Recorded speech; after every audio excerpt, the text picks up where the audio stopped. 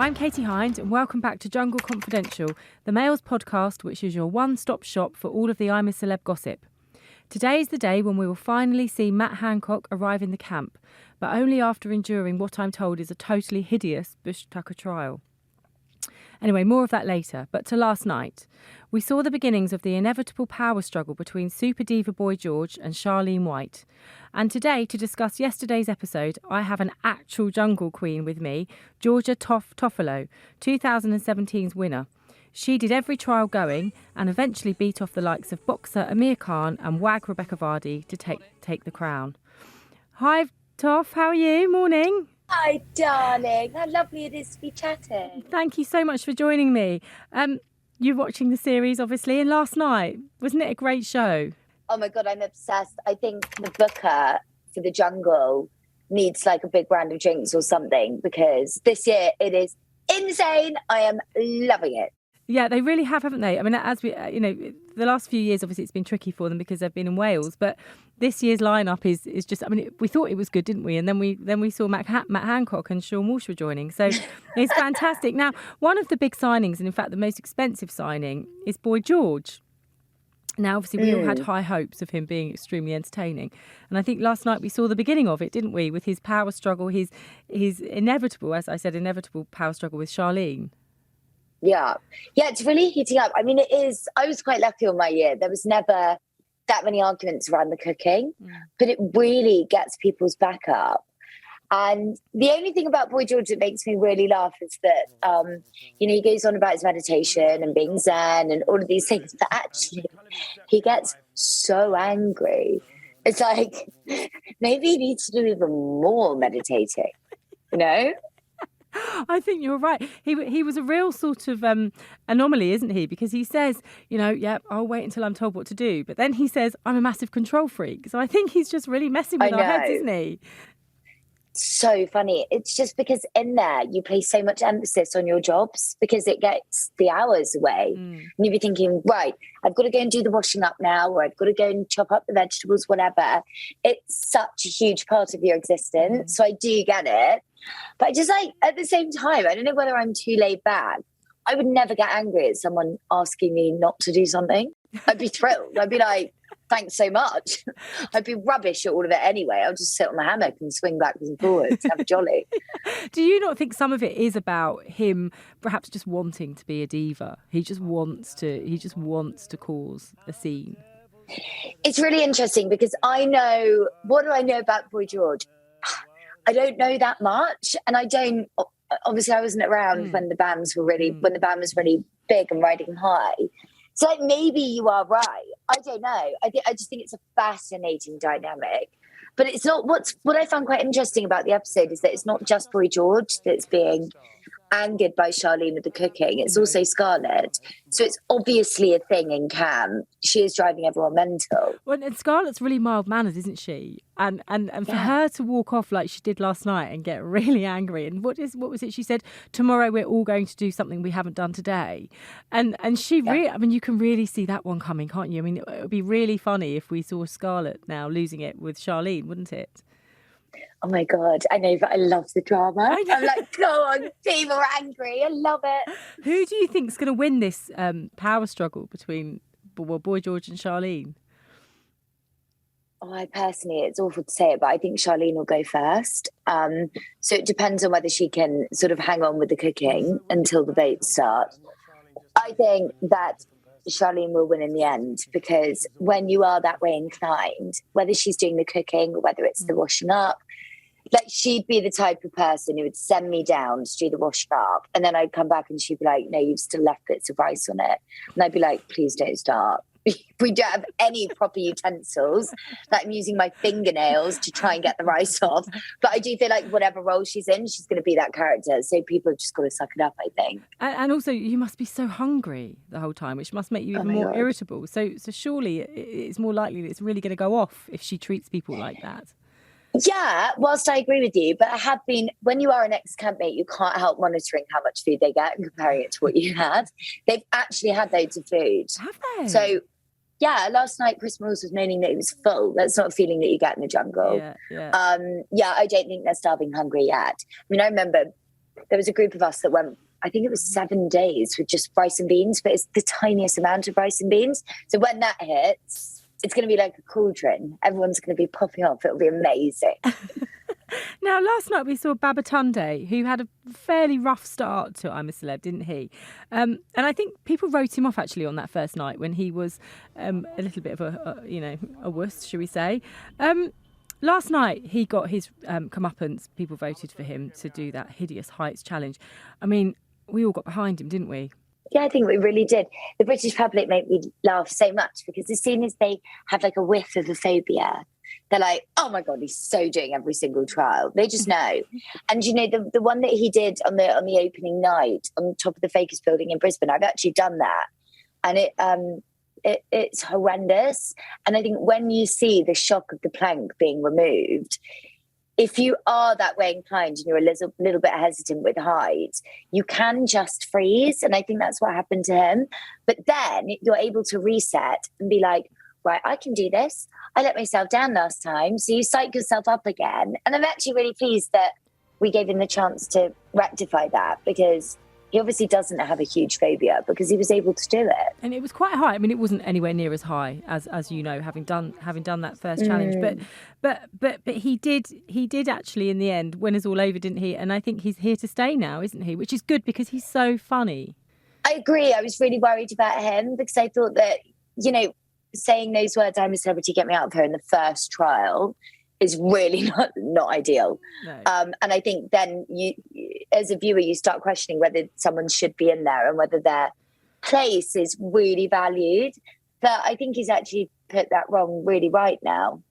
And also, I think for me, watching it, what made me want him to do even better was that he was so underestimated, wasn't he? Particularly by Chris Moyles, who was like, "Oh, we'll love him whatever happens. Even if he comes back with no stars, we'll still love him." And it's like, oh, stop it! He can do it. Yeah, and he did. I know. But then again, for the format, we love a journey, don't we? We do love a journey. We love a journey. We're all behind Babatunde. But I wonder, I'm really intrigued to know when the next time that we're able to go to Camp 8 to do a trial, because obviously, dare I drop the Matt Hancock, Sean Walsh clanger, but they're obviously doing this evening. Yes. And then after that, I really want to see whether the public drop it, because with me, I ended up doing 5 in a row. Yeah. So we still might be seeing a lot more of Babatunde trying to get over the fear. You really went through it, didn't you? You really, really went through it. Now, Mike Tindall, last night, he was cycling for water for Babatunde's bath. I mean, so surely that Babatunde didn't even get in the bath. No, so he weird. didn't. No, but Mike Tindall is part of the royal family. And he lives in a luxurious home. I mean, I don't know. I would imagine he has people to do things for him. So what a sort of turnaround for him that he's having to get on a bike and cycle for someone simply to have someone else to have a bath. I mean, do you think that says something about what kind of person he is to do to go in the jungle and do what he's doing? I really agree. Do you know, it's an interesting one with Mike Tindall. How come he's been able to go on a show like this, do something that no royal has ever done, but at the same time, when you just said to me, oh, I bet he's got people at home doing that for him, I thought, no, not lovely, normal Mike Tindall. He's like all the rest of us. So it's really interesting how being on a programme like this, and if you're kind and you're a good and normal person, it can really normalise you and humanise you, which I think the royal family actually need a lot more of.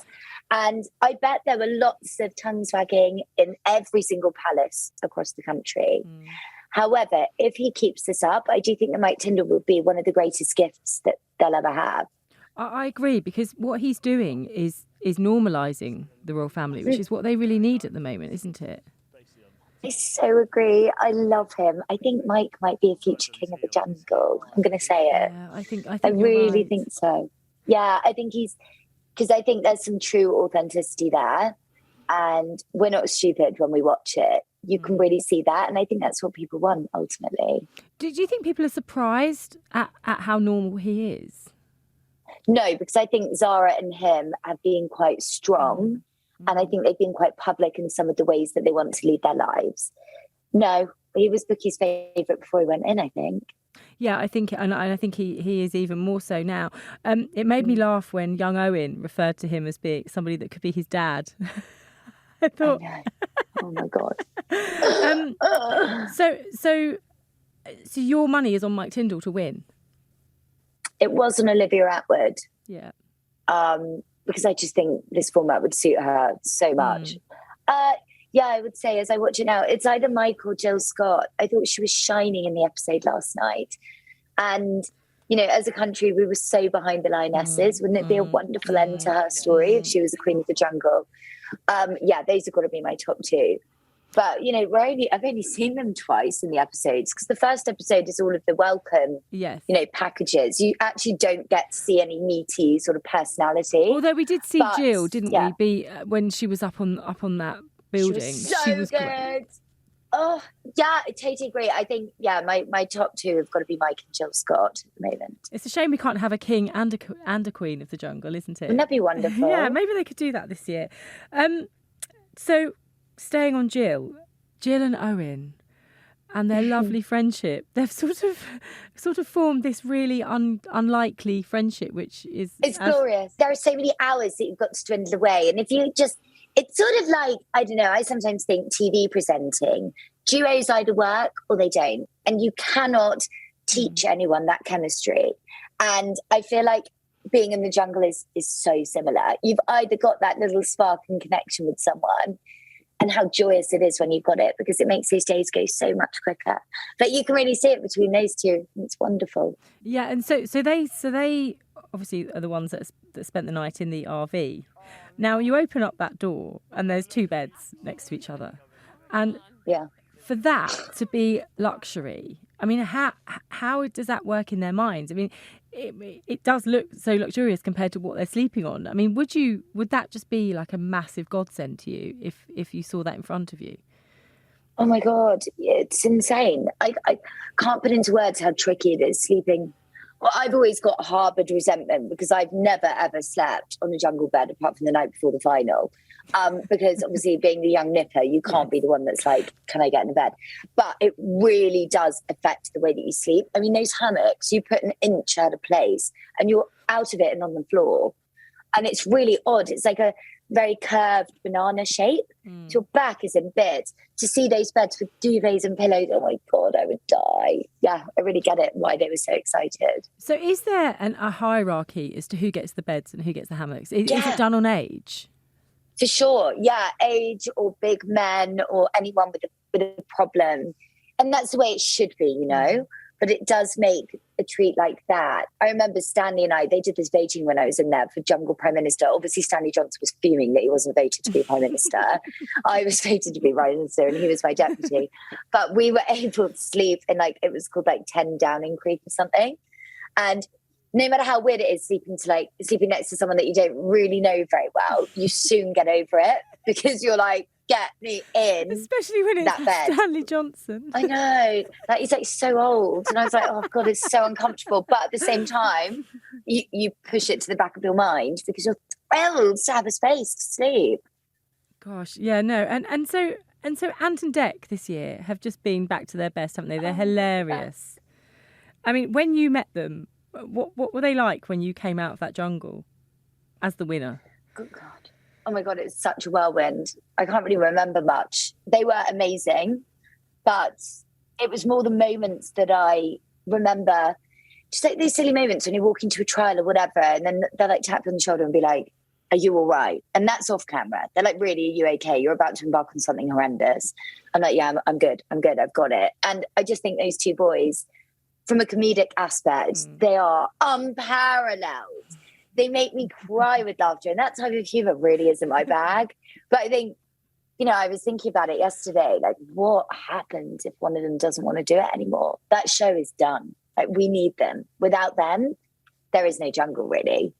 So obviously they're really funny in front of the camera and they sort of, ridicule the contestants, don't they, when we see it? But off camera, are they actually quite supportive and aren't laughing in your face? Oh my God, they're the best. Yeah, they're wonderful.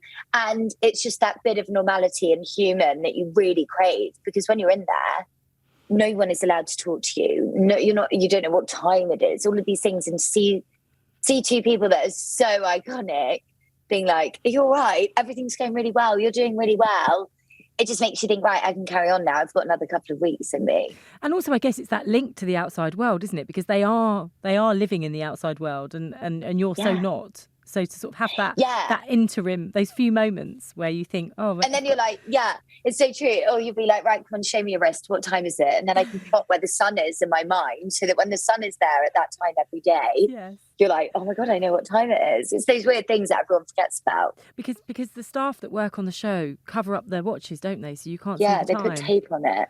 Yeah, but sometimes they forget. On occasion, there'd be one sneaky one there, but then we talk about it in camp, and then they put the tape on. Yeah, you're like, yes, I found out the time. Yeah. It's the small things, isn't it? So tonight's the night we'll see Matt Hancock. He says that we're going to see the real him, warts and all, the guy behind the podium. Of course, I presume he is referring there to the pandemic podium. He also compares survival in the jungle to his day job in Westminster. It's the issue everyone has a view on. What's yours, Toff? Oh, God, he's such a wally, isn't he? I can't bear it. I feel quite strongly about it, actually, because I've always been such a staunch supporter of the Conservative Party as a whole, really. And I just think it's so highly offensive for the man that, was meant to guide us and keep us safe and put a wing around all of the sort of care homes, and that wasn't done. I think the handling of the pandemic, I can't even bear to think about it. It was that bad. To then go on and be caught on camera cheating on his wife with a woman who's on the public payroll as well. I'm really split on it, because I think it's the best booking that ITV have had and got over the line. And I'm thrilled. And I am dying to watch. And that's exactly why it's a brilliant booking. But I hate that he hasn't resigned. I hate that there hasn't been a by-election. And I think it just makes me really embarrassed to be an advocate for not only politics, but, the Conservative Party. And it's really made me stop and think. I think there's so much pain and upset that still hasn't been processed by lots of people in this country. And for him to go on, the biggest show on telly and be paid upwards to £500,000, it doesn't sit well with me. So Rishi Sunak came out the other day and said he was disappointed, which, is not great. It's not great for Matt, is it? Do you believe his claims that he's on there so that he can relate to the public, so they can see what a politician is really like? Do you believe that? No, I don't. And I don't think that's what our elected representatives are there to do. Yes, I do think we need work. And yes, I look at Westminster and no one really relates to it. The pale, male and stale thing is a thing.